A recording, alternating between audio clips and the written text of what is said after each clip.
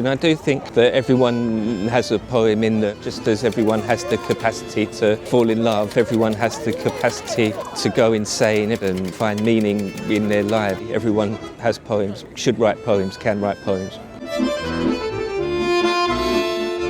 My name's Luke and I write poems for passersby.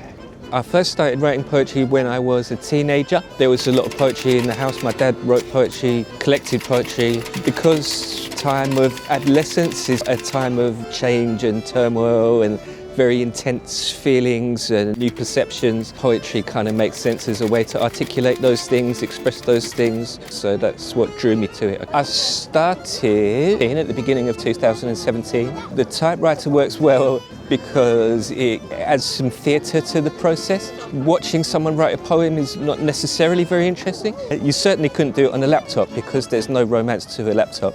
And I couldn't do it in my handwriting because you wouldn't be able to read my handwriting. So this is ideal. And it means that you've got something to walk away with. It's real, it's a physical thing. I do it full time, but it's fairly rare. Most people do it just on weekend. You need to be slightly mad to do it all day, every day, all through winter and all the rest of it. It's not for everyone.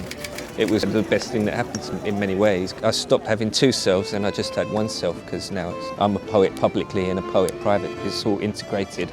I get them to give me a theme. That's my only stipulation. I kind of insist on that. I won't know the words. They come as I go, as they come when you start speaking. Usually I'll have an idea from the moment they've said something. It has to be spontaneous. Hopefully you're helping to articulate something, give a kind of shape to their experience. Just because everything moves so fast, it's useful to slow down, isn't it? That's why people like water, and that's why people often write poems by rivers and stuff, because water will do the same thing. If you stand and look at a river, it will make time slow down. To read a poem, you have to slow down because it's not all available on the surface. It requires a kind of shifting of consciousness. It's just a matter of breaking out of your conventional day-to-day mode of consciousness and accessing something different that you can work with poetically.